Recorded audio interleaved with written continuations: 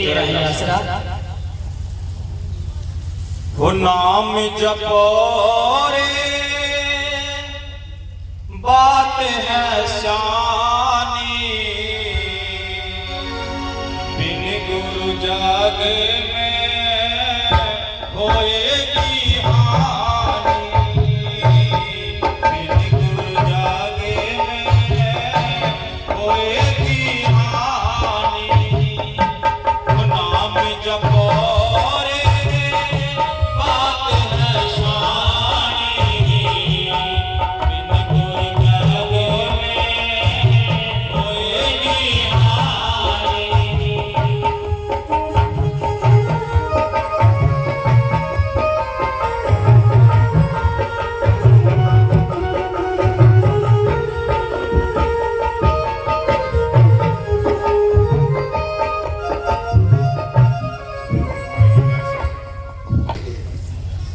तेरे ही आसरा।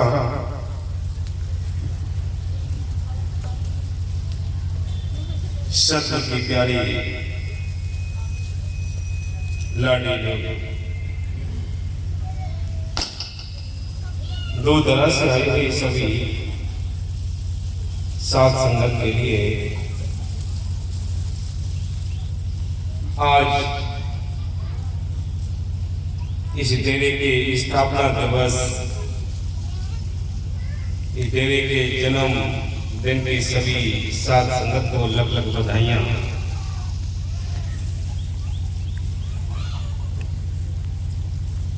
मुबारक हैं वो जिन्होंने जमीन से लेकर छोटी बड़ी सेवाएं की। सभी के लिए बहुत बहुत बधाइयां।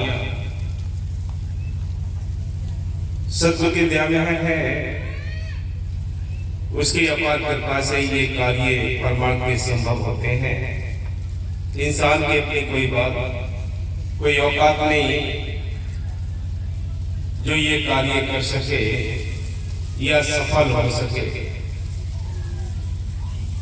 कार्य करने के लिए तो बहुत लोग इस मैदान में आते हैं, लेकिन सफलता उनको मिलती है जिन पर मालिक की मेहर होती है। तो सभी साथ संगत के लिए जो सभी दूर दराज से आई है और कुछ नहीं भी आ पाए हैं क्योंकि काम का और शादियों का बहुत बड़ा जोर है, सभी के लिए साथ सत्य की दया से कोट कोट धन्यवाद। सद्गुरु हम सबको इसी प्रकार हिम्मत और बल बख्शता रहे ताकि हम परमात्मा के कार्य करते रहें। तो मालिक की मेहर से 21 फरवरी 1999 को आश्रम की नींव रखी। सावन सही मैनेजर शाह रोहानी आश्रम भवन, इस नाम का हुक्म भी बाबा मैनेजर साहब जी से 97 में दिल्ली डेरे केशवपुरम में हुक्म लिया था। बाबा जी जो साथ संगत के लिए कुटिया बनाएंगे उसका नाम ही रखना है। बाबा मेरे शादी ने बड़े हंसकर कहा चंगा है। उनकी जयमैन है जो आज भी यहाँ कार्य चल रहे हैं, उनका हुक्म है। तो मालिक की मेहर से 21 फरवरी 1999 को इस डेयरी की नींव रखी। बड़े बड़े इसमें गेहूं खड़े थे। प्रेमी पीतम्बर दास जी से हमने कहा कि जी कहीं डेरे को जमीन नहीं मिल पा रही है, 7-8 जगह देखें, कई कई जगह नींव भी रखी, लेकिन कहीं सफलता प्राप्त नहीं हुई। यहाँ आकर पीतम्बर दास जी के घर में बैठकर सभी परिवार के साथ विचार विमर्श किया। उन्होंने कहा कि भाई हमारी जगह देख लो। हमने कहा कि रोड होना चाहिए कि हाँ कच्ची रास्ता है। जब हमने ये देखा 18 फरवरी 1999 को इस जगह का मुआयना किया, जगह देखी,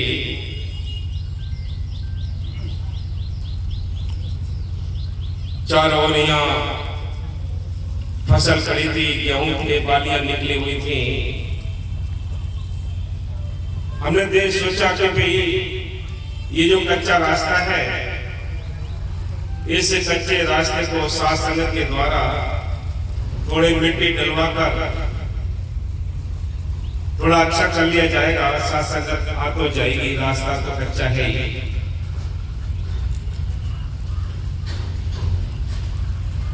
सोच के हमने पीतम्बर दास जी से कहा कि जी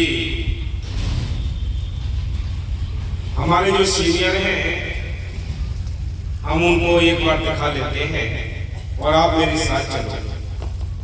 प्रेमी सवाल जी संबल में उनकी पोस्टिंग थी। संबल में जाकर हमने अर्ज की कि ऐसे से बात है, ये जमीन देना चाहते हैं और कच्चा रास्ता है।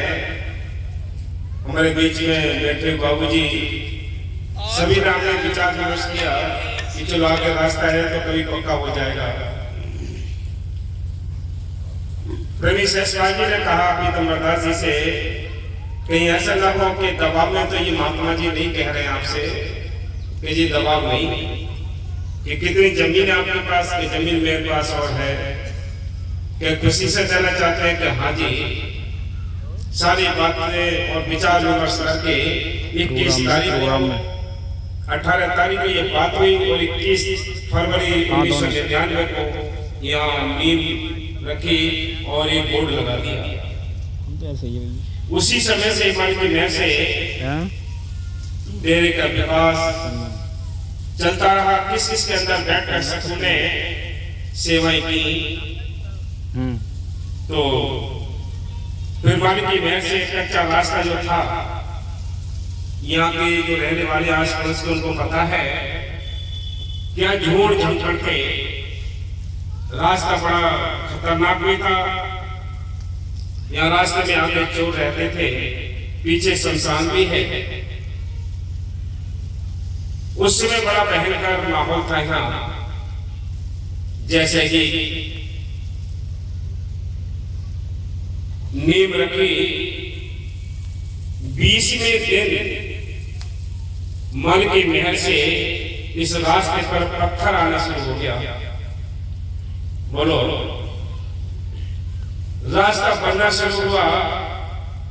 ये बाबा मेहर साहब जी की अपार कृपा थी।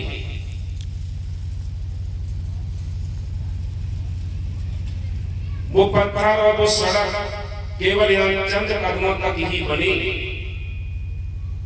आगे जिस गांव के नाम से वो रास्ता बना, उस गांव तक ये पक्का रास्ता नहीं पहुंचा।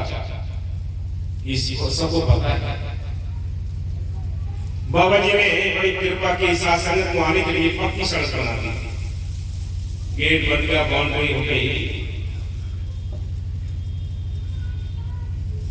सत्तू की मेहर से यही आश्रम से थोड़ा आगे बढ़ के रास्ता बंद था, ये पक्का नहीं करता। आगे कच्चा रास्ता कम से कम 10-15 साल तक चलता रहा। केवल हाजर नाजर जिंदारा में आश्रम तक ही शासनत के लिए ये जिंदा चमत्कार दिखाया है। उसका खेल था बाबा मेहर साहब जी का कि आप ही दारोदारी मेरा सतगुरु, आप ही खेल खिलाड़ी हो, वो आप ही काम करता है। छोटी सी इसमें कुटिया बनाई, अपने हाथों से कच्ची ईंट बनाई, उससे कुटिया बनाकर दीवार बनाकर ऊपर छप्पर डाला। काफी समय उसमें गुजारा। सत्य को मंजूर और ही कुछ था, हमें तो ये भी नहीं पता था कि इसमें हम कोई छत में पक्की डालेंगे, ये भी नहीं पता था। फिर क्या हुआ, कुछ समय के बाद बहन जी आई, मुलाकात हुई उनसे, उनको पता पड़ गया कि कोई आसन बना है। बहन जी विजय बाला जी और कमला जी और उसमें मिस्त्री साहब थे और ईदल प्रसाद जी, ये 4-5 लोग आए जिन्होंने देखा सतगुरु मेहर की। उनके अंदर बैठकर सतगुरु ने बहुत बड़ा खजाना बकस दिया। अपने आप सारी ये बिल्डिंग के मटेरियल लाने लगे, सारा कार्य सतगुरु ने ये कर दिया। आज भी सभी शासन के लिए जो हम सब के बीच में नहीं है, जो बड़ी सेवाएं कर गए हैं, उनके लिए दिल से भी बहुत बहुत बहुत कोट के लिए धन्यवाद, जिन्होंने माल की मेहर से अपने तन की, मन की, धन की सेवा करके इस कुटिया को आगे बढ़ाया है, इस कुटिया को अपना समझा है। उन पे माल की मेहर हमेशा बरसते से तो एक एक श्वास, एक एक पैसे का इसका फल देता है, व्यर्थ नहीं जाता है। तो माल की मेहर हुई, माल की कृपा हुई और आज ये कुटिया माल की मेहर से आप देखते के बैठे लागी फुलवाड़ी लगी है। तो सतगुरु की मेहर आप सभी को बड़ी बड़ी यानी धन्यवाद और लख बधाइयां हैं सभी के लिए। तो इसलिए ये कुटिया बनती हैं। क्यों बनती है कुटिया? कि मालिक की मेहर से हम सब बैठकर एक जगह उस मालिक का गुणगान कर सके, मालिक का जस कर सके, इसलिए ये कुटियां बनाई जाती हैं। बाकी आश्रम या मंदिर या मस्जिद या गिरजाघर गुरुद्वारे, इनके अंदर वो मालिक नहीं रहता है। मालिक तो आपके अंदर है। जो 5 तक की कुटियां बनाई है या हवेली बनाई है, इसके अंदर वो मालिक रहता है। उससे मिलने का जो तरीका है वो संतों के हाथ है। संत जब आते हैं तो क्या कहते हैं कि दुनिया की पाखंडवाद से निकलकर तुम उस मालिक को याद करो, उस मालिक को अंदर देखो, जिसने तुम्हें यहाँ भेजा है, जिसने सारी दुनिया बनाई है, खंड ब्रह्मांड बनाए हैं, देवी देवता बनाए हैं, वो सारी सृष्टि को रचने वाला मालिक वो हाजर नाजर जिंदाराम तुम्हारे अंदर बैठा है। लेकिन मीडिएटर के जरिए मिलेगा। मीडिएटर वो संत होते हैं जो उस मालिक का भेद बताने के लिए हरि की बुलाते हैं। संत जब आते हैं किसी जाति, किसी धर्म के लिए नहीं आते, वो सबका साझा उपदेश लेकर आते हैं। वो कहते हैं, आओ मेरे राजा, आओ मेरे दाता, बार बार जग नहीं आवड़ा नहीं हो, कर ले सौदा पार लगता, आगे आगे हथकड़ी मजाल में नहीं हो। कि वो संत जब ऐसी जगह एक रूहानी कॉलेज बनाते हैं, इसलिए बनाते हैं कि उसमें किसी भी जाति का हो, किसी धर्म का हो, कोई भी हो, सबके लिए एडमिशन कराते हैं। वहाँ छोटा बड़ा गरीब अमीर का कोई सवाल नहीं होता। ये रूहानियत के स्कूल इसलिए बनाए जाते हैं। अब इस स्कूल में टीचर ठीक ना हो तो पढ़ाई ठीक नहीं हो सकती। सही टीचर चाहिए, सही पढ़ाई चाहिए, तभी मालिक की मेहर से बच्चे सफल होते हैं। जैसे बाहर पढ़ते हैं, डिग्रियां हासिल करते हैं, ऐसे ही इन स्कूलों यानी रूहानियत के जो स्कूल हैं, इनमें भी जो रूहें हैं, जो आत्मा आती हैं, उनकी भी पढ़ाई कराई जाती है और वो पढ़कर अपने अंदर नूरी नजारे देखते हैं, रूहानी सफर करते हैं। ये उस मालिक की बात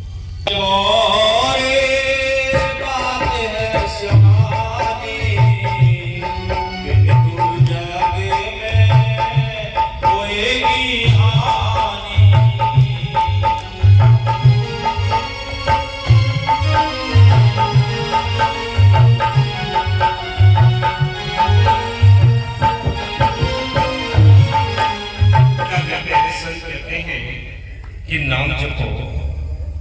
नाम जपाने के लिए संत हरि दिखवाए हैं। उन्होंने आकर नाम जपाया है। सतयुग में सत सुकृत के नाम से आकर नाम जपाया है। सतयुग द्वापर में कणवाई के नाम से, त्रेता में मनिंदर के नाम से और आकर नाम जपाया है। नाम जपाने के लिए उस मालिक ने अपने संतों के चोले पहने हैं। हर एक पे वो चोला मनुष्य तन का पहनकर हम सबके बीच में रहकर वो मालिक याद दिलाता है उस घर की जिस देश से हम वादा करके आए हैं। क्या वादा किया है? ऐ मालिक तेरी भजन बंदगी करके हम वापिस आएंगे। लेकिन संत क्या कहते हैं? यहाँ इससे मृतलोक में आकर यह आत्मा किसी दूसरे के हवाले हो चुकी है। यहाँ ये काल का देश है, काल की नगरी है, यहाँ सारी रूहें फंसी पड़ी है।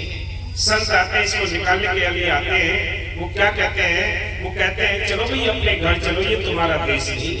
वो कहते हैं ये तुम्हारा देश नहीं है, तुम्हारा देश सतलोक सचखंड अनामी है, जिस देश से तुम मालिक से वादा करके आए हो वो देश तुम्हारा है। इसलिए संत कहते हैं मालिक कौन है? मालिक राम रमेता सुरामा, जो घट घट में रमा है, जो सबके लिए जिंदगी और ताकत देता है। वो राम सबके अंदर बैठा है, बाहर नहीं है घट में सुजत नहीं। लानत ऐसी जिंद तुलसी या संसार को भयो मोती बिन कि राम अंदर बैठा है, बाहर नहीं। अंदर मिलेगा तो संतों के जरिए मिलेगा।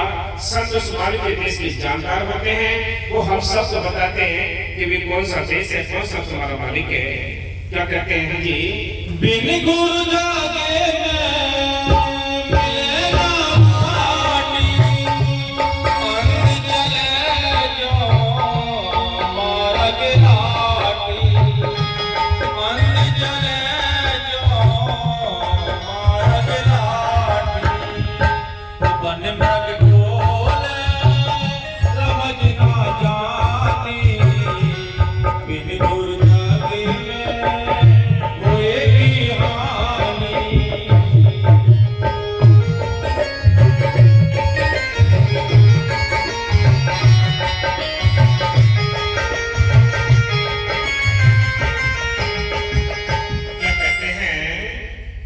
इस मालिक के रास्ते को हम अपने घर जाने के लिए जो रास्ता हमने चुना है, या संत जिस रास्ते पे हमें चलाना चाहते हैं, वो रास्ता संतों को पता है।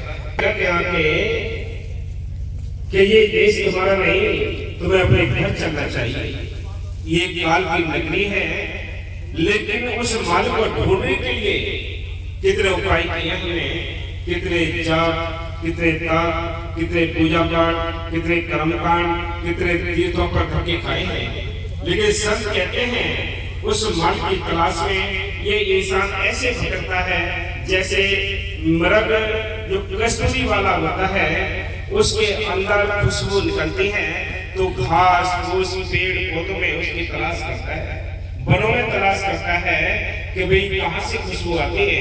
लेकिन उसको ये खुद नहीं पता कि मेरे अपने अंदर ही खुशबू है। इसलिए संत कहते हैं ये दुनिया मालिक के लिए इस तरह ढूंढती है जैसे एक कस्तूरी वाला मृग खुशबू की तलाश करता है। इसलिए कहते हैं हाँ जी, वो नाम जपो रे बात है शानी, बिन गुर जागे होएगी हानि।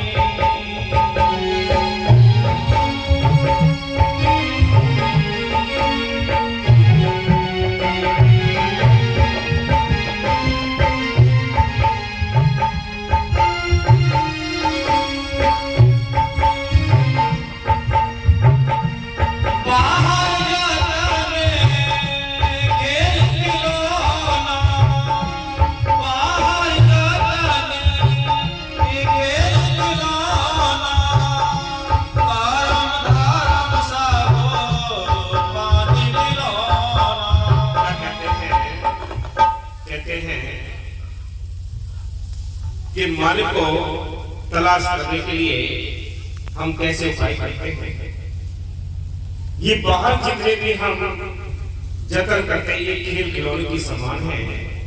मालिक से मिलने का तो रास्ता एक ही था, पहले भी एक ही है, आज भी एक ही है, आगे भी एक ही होगा। बाकी कैसे हैं जितने साधन है मालिक से मिलने के जो हम अपनाते हैं, कर्म कांड पूजा पाठ, ये ऐसे हैं जैसे घड़े में पानी डालकर उसमें मक्खनी को डालकर पूरे दिन रगड़ते रहे, कभी मक्खन नहीं निकल सकता। मक्खन कैसे निकलेगा? संत कहते हैं मक्खन निकलेगा, हम दूध लाए, दूध को गर्म करें, चावल लगाएं, स्तर रखें गले पर, तब कहीं जाकर माल की नहर से उसमें रही डालेंगे, रिगड़ेंगे तो छोटे छोटे कांड धीरे धीरे इकट्ठे होने शुरू हो जाते हैं। तब कहीं जाकर से मक्खन के लिए गर्म करके घी निकलता है। ऐसे ही संत कहते हैं राम तुम्हारे अंदर है, राम की तलाश जो करनी है वो अंदर से करनी है, नाम के जरिए करनी है। इसके अलावा जितने भी कर्म कांड पूजा पाठ जप तप है, ये सारे ही यानी खेल खिलौने के समान है, पानी गिरोने के समान है। इसलिए संतों ने हर एक दिन आकर हम सबको समझाया कि नाम जपो, कि सिमरन और मार्ग सहज का सत्व दिया बताया, श्वास श्वास सिमरन करो, एक दिन गुण मिल जाए। कि सिमरन मार्ग सहज का है, ना अगरबत्ती, ना धूपबत्ती, ना लौंग, ना जायफल, कोई जरूरत नहीं है। क्या करना है? संतों से नाम लेकर नाम का अभ्यास करना, चलते फिरते उठते बैठते हंस में याद रखना है। चलते फिरते नाम में, बैठे चलते सोए, सदा पवित्र नाम है, उजला करेगा तो वो साफ करने वाला नाम है, जो जुगों जुग से आत्मा को साफ करके अपने घर ले जाता है। हाँ जी, वो कारम धारम सागो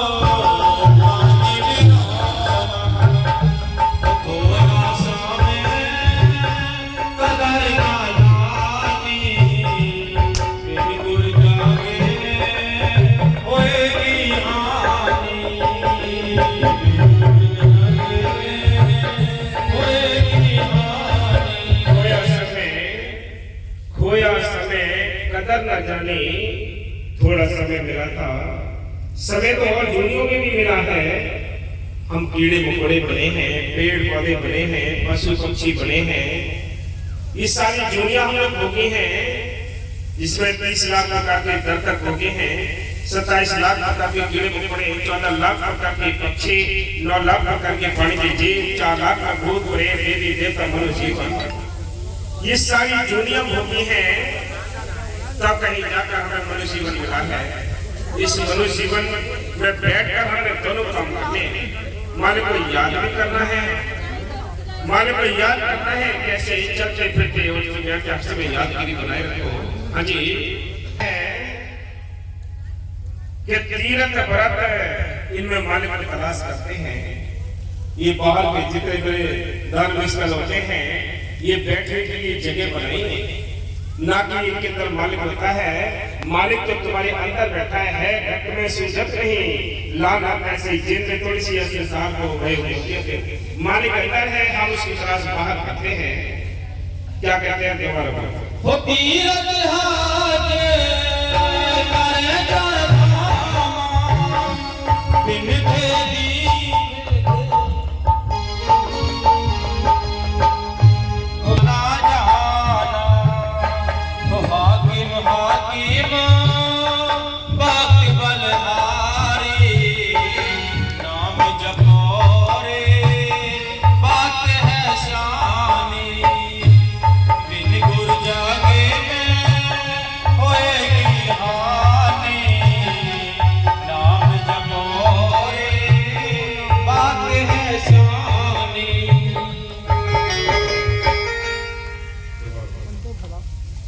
तीरथ हाथ करे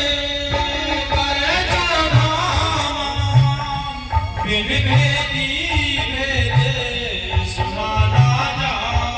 क्या कहते हैं भाई, हम अपने मन से जो भी कार्य करते हैं परमार्थ के, वो मन के कहे करते हैं। मन ने सोचा तीर्थों पर चले गए, मन ने सोचा कांवड़ ले आए, मन ने सोचा व्रत रख लिए, ये मन नहीं तो कहा है। संत कहते मन के पते न चाहिए, वो मन है पक्का चोर, ले भी मजदार में छूटे हंस। हम मन के करते करते काम आज तक बाहर रह गए।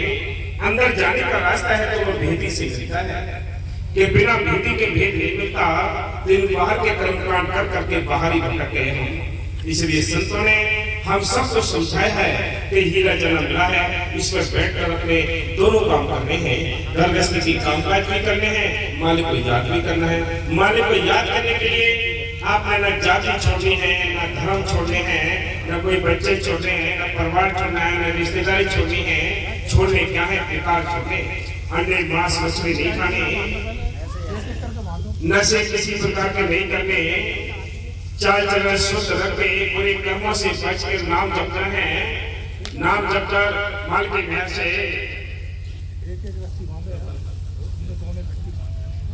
हाँ हाँ जी वेद पतेलो नाम आधारा। दूसरा आया, जितने हम ग्रंथ शास्त्र पढ़ते हैं, इन ग्रंथों के अंदर नाम की और संतों की महिमा लिखी हुई है। ना कि इनके अंदर ना हमारा देश है, ना इनके अंदर नाम है। नाम की चर्चा, संतों की महिमा लिखी हुई है, क्योंकि संतों ने कहा है कि ये बाहर के कर्म कांड किसी को मालिक से नहीं मिला सकते। इन बाहर के जितने भी ग्रंथ शास्त्र हैं ये पूजनीय हैं, आदरणीय हैं, क्योंकि संतों ने अपने मौके पर अनुभव करके मौके पर ये ग्रंथ शास्त्र लिखे हैं। इनके अंदर हमें जो वचन है उनको पढ़ना है, समझना है, अमल करना है। और जैसे इसके अंदर संतों की और नाम की महिमा लिखी है, नाम की तलाश करनी है। अगर हम ये सोचें कि वे दिल्ली का नक्शा लेकर दिल्ली के नक्शे को हम पलटते रहे कि ये लाल किला है, ये बिरला मंदिर है, ये चिड़ियाघर है, ऐतिहासिक जो भी वहां स्थान है, उनको अगर हम आंखों से चित्र देखते रहे तो कभी भी शांति नहीं मिलेगी, कभी आनंद नहीं आएगा। आनंद तभी आएगा कि जब हम उस ग्रंथ के लिए पढ़ें, उस मानचित्र के लिए पढ़ें, उसके जो चित्र लिखे हैं उनको समझ में रखें, दिमाग में रखें, और फिर क्या करें, पैसे का इंतजाम करें, सवारी का इंतजाम करें, टाइम का इंतजाम करें। जब दिन यानी धीरे धीरे घूमते, सवारियों बैठते, बचते बचाते दिल्ली पहुंचेंगे, तब हाँ वो स्थान देखेंगे, तब वो सुख और सच्चा आनंद आएगा। ये तरीका है। अब हम क्या करते हैं, किताबों को पढ़ कर जैसे तोता को रटा दिया जाता है कि भी किस तरह उसको पढ़ाई कराई जाती है, बुलाया जाता है, समझाया जाता है, ऐसे तोता बोलता है। इसलिए संत कहते हैं हमने क्या करना, तोते जैसी पढ़ाई नहीं करनी, हमें अमल करके अनुभव करना है। अनुभव कैसे होगा, मौके के संतों से नाम लेकर जो अभ्यास करके तब अनुभव होगा। मेरा भाई पहले गिरधर करते और भी कर्मकांड करते, अल्लाह मालिक से मिलने की तलाश थी, लेकिन फिर भी कोई मौके के संत नहीं मिले।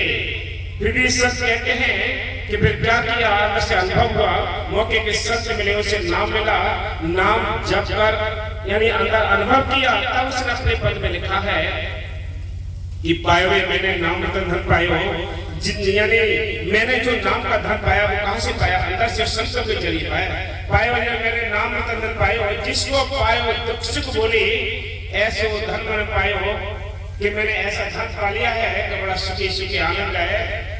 खर्चों लाभ खत्म नहीं हुए, दिन दिन बढ़त समायो कि कितना ही खर्च करते हैं लेकिन ये बढ़ता रहता है। ये नाम का धन ना, ये जो ज्ञान है वो अंदर से निकलता है। जितने भी संत महात्मा परम संत आए हैं, कोई किसी डिग्री कॉलेज में जाकर उसने डिग्रियां हासिल नहीं की है। क्या किया है उन्होंने, संतों से नाम लेकर नाम का अभ्यास किया है। अंदर की ऐसी पढ़ाई निकाली है कि कबीर साहब की एक ही वर्ड पर पीएचडी होती है, कोई व्याख्या नहीं कर सकते। इसलिए संत कहते हैं ऐसी पढ़ाई पढ़ो, संत कहते हैं कि ऐसी पढ़ाई पढ़ो जो बाहरी किताबों में नहीं है, वो अंदर की पढ़ाई किताबों में नहीं आती। संतों के वो थोड़े अनुभव लिखे हैं, लेकिन उन अनुभव से काम नहीं चलना है। क्या करना है, संतों ने बताया कि नाम के बिना उद्धार नहीं। रामायण कहती है कलयुग केवल नाम आधारा, सिमर नर करे पार का, बिना सिमर के उद्धार नहीं होना है। बाहर कितनी मत मान लो आप। संत कहते हैं ये सारे ग्रंथ इशारा देते हैं नाम का, संतों का, लेकिन हम इनको पढ़ कर हमारे जन्म गुजर जाते हैं, पीढ़ी चले जाते हैं, लेकिन हम अमल नहीं कर पाते, संतों की खोज नहीं कर पाते, उन पे यानी विश्वास आस्था नहीं कर पाते।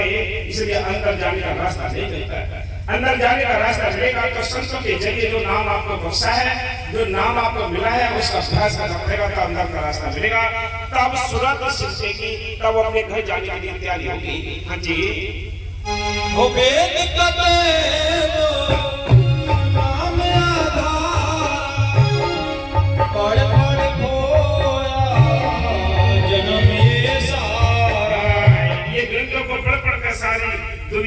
उम्र गुजार कर चली गई।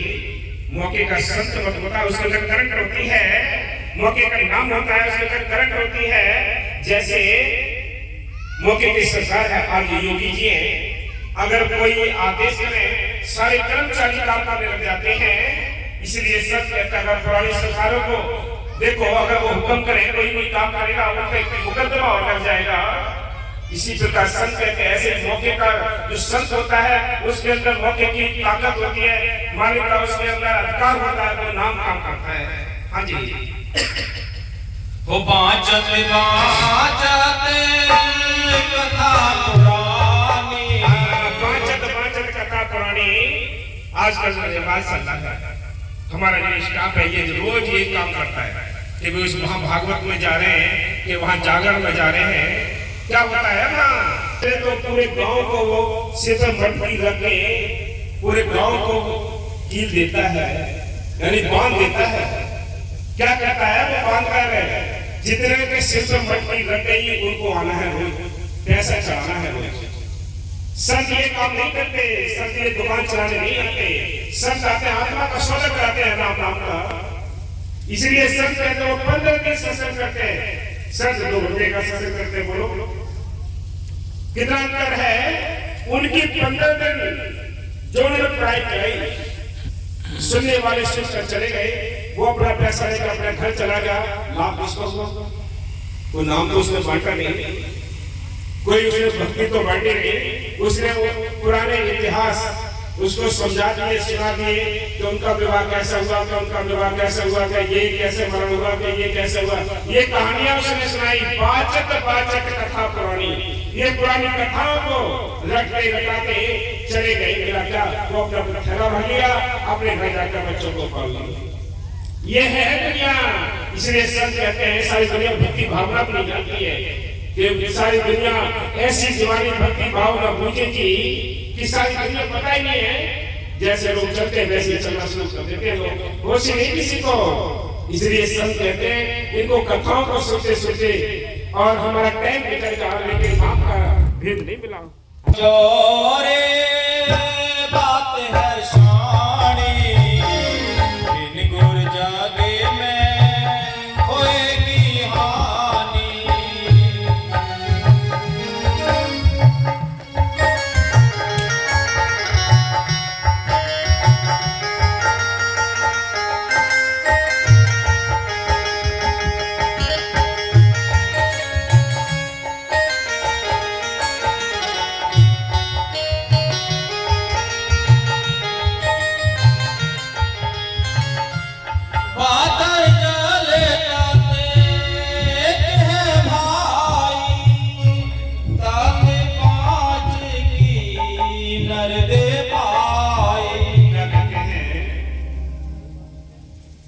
कि पत्थर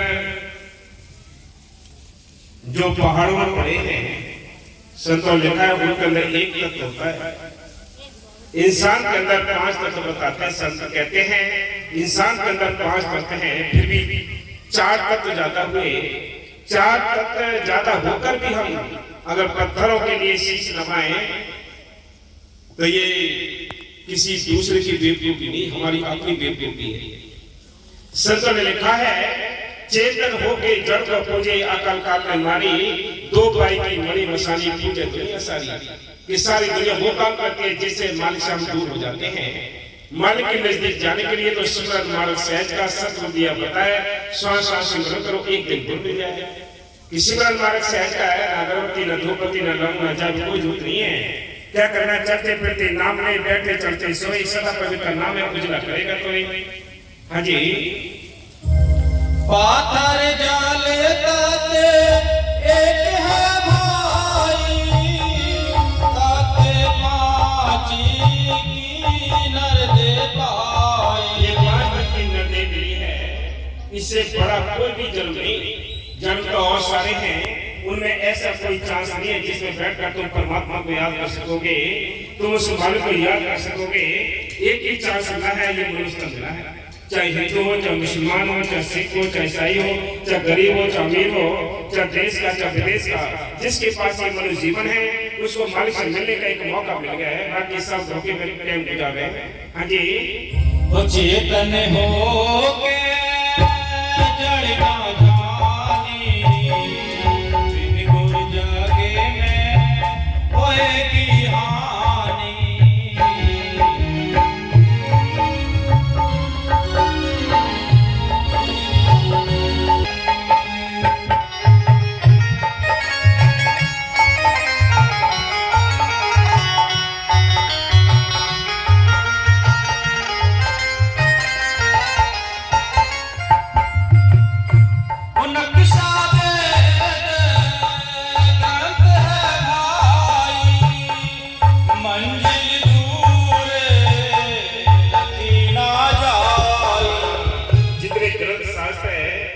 नक्शा है, इनमें संतों की नाम की मालिक की महिमा लिखी है। इनके अंदर नाम है ना मालिक है, इनके अंदर क्या है, केवल पुराने संतों के अनुभव है। उन अनुभवों को हम विश्वास करें, अमल करें, रास्ते को चले, तब अपनी मंजिल पर पहुंच सकते हैं। इनके अंदर मंजिल नहीं। हाँ जी, नक्शा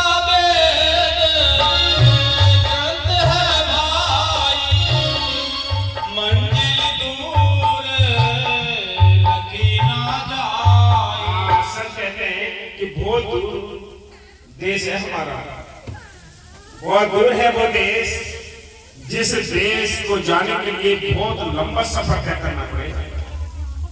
आसान तो है नहीं, बहुत दूर जाना पड़ेगा, बड़ा कठिन रास्ता है, खतरे से खाली भी नहीं है। सब कहते हैं भजन करना है काम बहुत कठिन है। चारों ओर से हमले होते हैं, अंदर हमले होते हैं, दुनिया दुश्मन है, कौन अपना है। सब कहते हैं जब परिस्थिति अनुकूल हो तो भजन तो सभी कर सकते हैं, और जब प्रतिकूल हो तो कैसे भजन होगा, ये तो बहादुरों का काम है। बताते हैं कि नाम बहुत मीठा परंतु कोई पीता नहीं। हाँ, नाम बहुत मीठा है लेकिन कोई पीता नहीं। कोई बहादुर इस नाम रस को पीते हैं। हर एक इंसान की बस की बात नहीं। क्यों बस की बात नहीं? कि काल का कि नाम बहुत मीठा है परंतु कोई पीता नहीं। कोई नहीं पीता। संत कहते हैं अगर ये सबके हिस्से में ये नाम होता तो ये सारी दुनिया कर्म कांड में क्यों पत्थर मारती? ये नाम का रस पीना किसी बहादुर का काम है, जिस पर वो मालिक स्वयं मेहर करे। इंसान अपने जतन से भी कुछ नहीं कर सकता। जब तक मालिक की कृपा नहीं होगी तब तक नाम नहीं पी सकता। हाँ जी, जब तक ये 9 द्वार छोड़कर ऊपर नहीं चढ़ता तब तक वह नाम नहीं मिलता। 9 द्वार कौन से हैं? 2 आंख, 2 कान, 2 नाक, 2 टट्टी, पेशाब, मुंह। ये 9 दरवाजे हैं जिनके हम भटकते रहते हैं। 10वां दरवाजा दोनों आंखों के बीच में है, जो संतों के और नाम के जरिए हम इस दरवाजे को खोल पाते हैं। नहीं तो ये खुले हुए गंदे दरवाजे हैं, इनमें ही हम भ्रमण करते रहते हैं। नीचा गंदा ही गंदा है। हाँ जी, परंतु 9 द्वारों को छोड़ना, इंद्रियों के भोगों का रस त्यागना और अंतर्मुख होना जीवित मरना है। ये जीवित मरना है, आसान नहीं। ये काम करना आसान नहीं है। शिव मालिक मेहर करे, उसके ऊपर है ये दया, तब ये काम हो सकता है। कैसे कोई घर बार छोड़ सकता है? कैसे इंद्रियों के स्वाद छोड़ सकता है? जो मुकाबला बाबा मस्ताना जी कहते थे, तुम्हें जब भक्ति के मार्ग में कदम रखा है तो संघर्ष करना पड़ेगा, और संघर्ष ही जीवन है और संघर्ष ही भजन है। याद रखो, जितना मुकाबला करते हो दुनिया से, इंद्रियों से, उतने ही तुम बहादुर हो, उतने ही भाग्यशाली हो। हाँ जी, मरने से मनुष्य डरता है। मरने से सभी डरते हैं। कौन घर बार को छोड़ता है? घर का कितना रस आता है, घर में स्वार्थ में कितना रस आता है। कोई छोटा है बाहर के स्वार्थ को, सारा ख्याल, सारी सोच समझ हमारी इस स्वार्थ में ही फंसी पड़ी है। मालिक के लिए नहीं। मालिक के लिए अगर ये चीज होती तो मालिक की मेहर से बस कब तक का मालिक मिल गए होते। क्यों कर्म कांड करते? हाँ जी, संतों ने इन्हीं द्वारों को बांध लगाने और अंतर के पट खोलने का निर्देश दिया है। हाँ, अंदर के पट खोलने का निर्देश दिया है। बाहर जप का पूजा पाठ कितना ही कर रहे हैं, ये पट ये दरवाजा खुलता नहीं है। ये 10वां दरवाजा तभी खुलेगा जब मालिक की मेहर होगी, आपका अभ्यास होगा। जब तक अभ्यास नहीं करोगे अंदर जाने का रास्ता नहीं खुलेगा। अंदर जाने का रास्ता खुलता है जब मालिक स्वयं मेहर करता है। हाँ जी, आंख कान मुख बंद कराओ, अनहद झींगा शब्द सुनाओ। ये शब्द हमने बाहर सुन लिए, बाहर सुनते हैं, घंटे घड़ियाल की आवाजें सुनते हैं, मृदंग की आवाज सुनते हैं। ये बाहर सुन कर हम थक गए, लेकिन अंदर की जो आवाज है, अंदर की जो अनंत वाणियां हैं, वो ऐसे नहीं सुनाई देंगी। वो मान की मेहर पर आपके अभ्यास में सुनाई देती है। आपका कितना अभ्यास है तब सुन, यानी अंदर की आवाजें सुनाई देंगी, अंदर की रोशनी आपको नजर आएगी। सूरज, चांद, ये तारा मंडल सब कुछ अंदर दिखाई देता है, बाहर नहीं है। और तो आकाश में तारा मंडल देख लिया, ये ऐसे अंदर भी तो है। अंदर का तारा मंडल कब देखोगे, कब अंदर जाने की कोशिश करोगे? ऐसे नहीं रह सकते जब तक ये संसार से ये सूरत, ये ख्याल सिमटेंगे नहीं, तब तक यहाँ तीसरे दिन में जीव नहीं आता। बाबा मेहर जी कहते थे तब खुलेगा जब क्या करना है कि चलते फिरते नाम जपना है। यहाँ तक भी टट्टी पेशाब का टाइम भी मालिक को याद करते रहे। बोलो, इतनी हिदायत करते थे बाबा मेहर जी।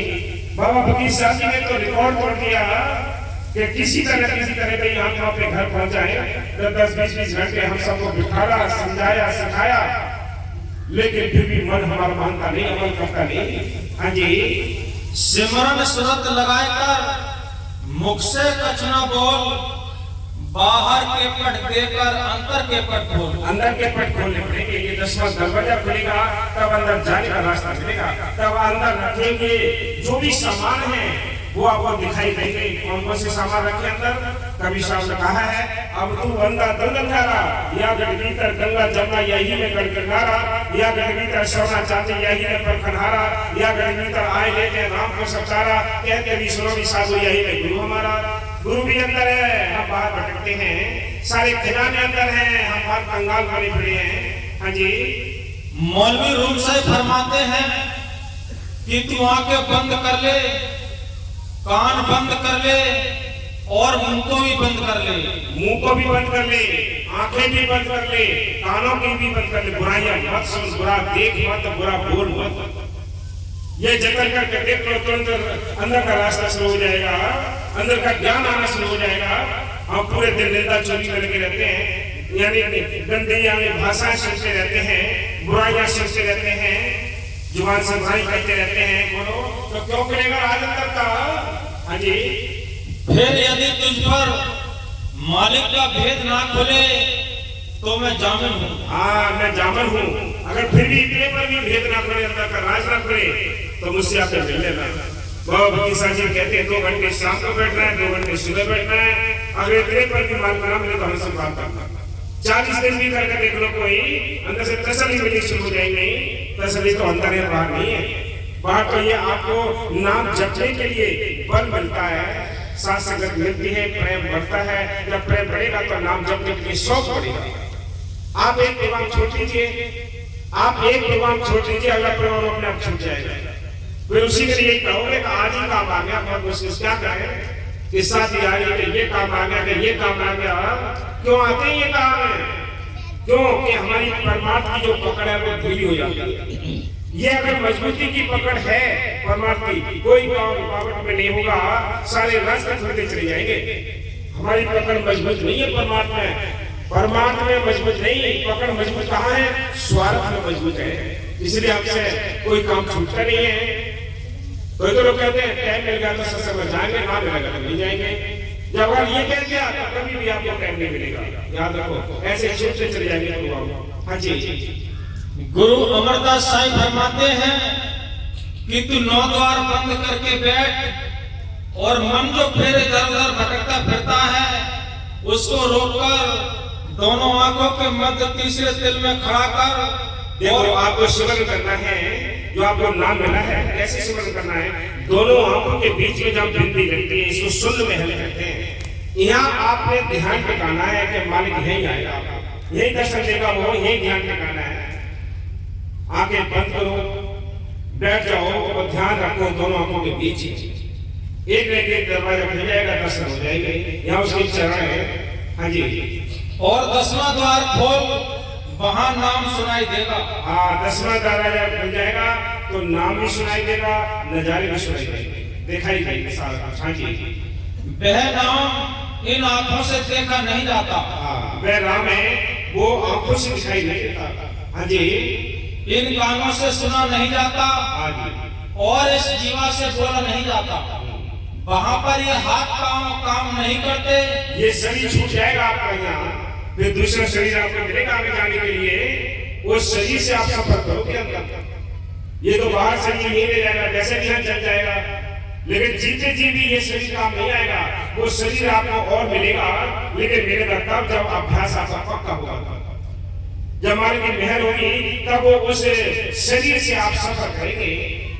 कितने शरीर हैं? एक शरीर है विष्णु शरीर है जो हम लिए बैठे हैं, इसमें बैठकर स्मरण करते हैं। एक शरीर है जो यानी एक विष्णु शरीर है, सूक्ष्म शरीर है जिन्हें स्वप्न देखते हैं।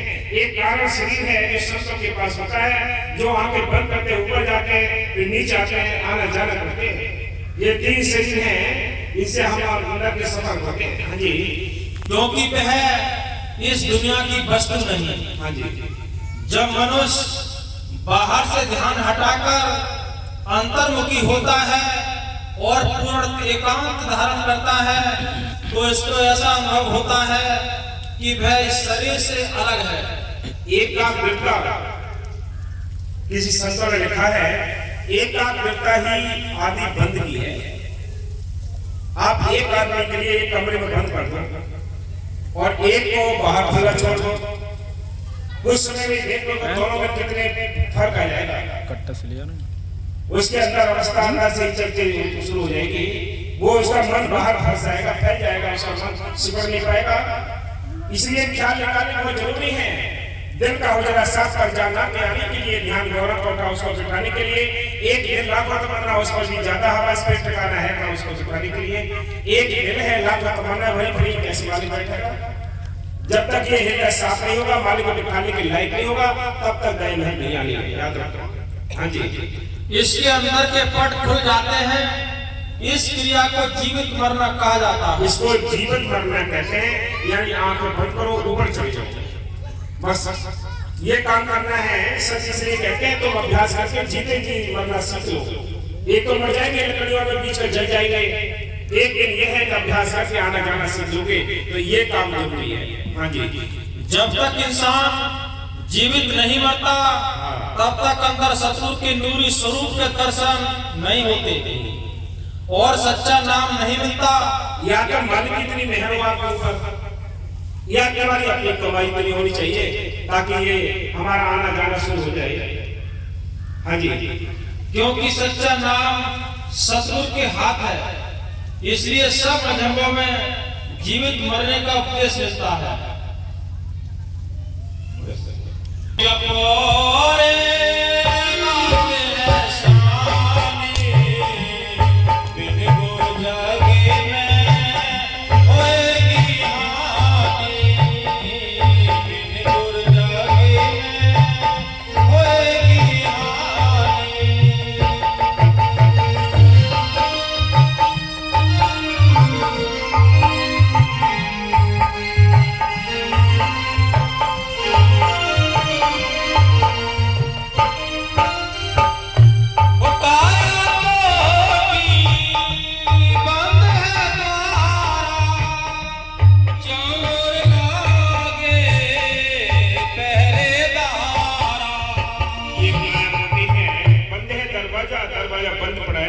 बीच में ये बंद है।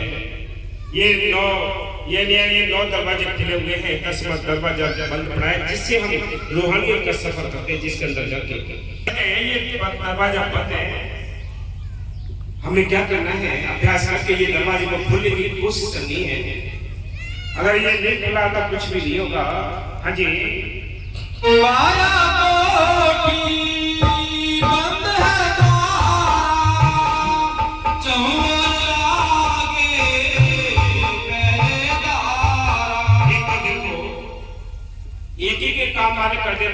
ठीक था कि चलो दरवाजा बंद कर दिया तो कोई बात नहीं, उसने और भी मतलब मुश्किल खड़ी कर रखी है। चार ओर दरवाजे के चारों ओर लगा रखे दुश्मन, काम क्रोध लोभ मोह अहंकार इंद्रियां रजोगुण तमोगुण तमाम चारों ओर से ये पहरेदार लगाते हैं ताकि कोई अंदर प्रवेश ना कर सके। अगर ये पहरेदार होते तो ठीक था, दरवाजा तो खुला रहता।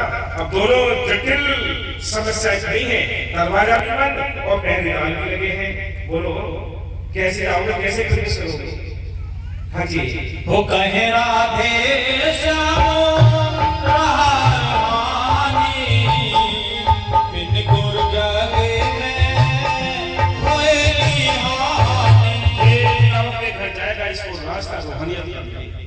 तो लोग की सीमा तक किसी को भी सुखी कोई भी शांति नहीं। इसको शांति है तो इतने लोग के पार है जो संतों के जरिए मिलती है।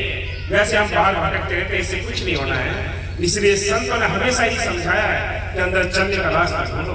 अंदर चलने का रास्ता है नाम जपोरे बात शानी, बिन गुरु जग न होगी हानि। बिना गुरु के कोई भी रास्ता नहीं मिलता और घाटे का स्वागत करेंगे हम। इसलिए सभी शासन से अर्थ है कि आपको नाम मिला है बाबा साहब से, भक्ति साहब से, जैसे कि मिला है उसी स्वरूप के लिए दोनों आंखों के बीच में टिकाना है बिठा लाना कि भाई बाबा जी कब आएंगे, तो आज ये काम करना है, ये प्रेम बढ़ाना है। जब प्रेम बढ़ेगा तो मालिक की मेहर होगी। हाँ जी, दर्शन सतगुरु तेरे जैसा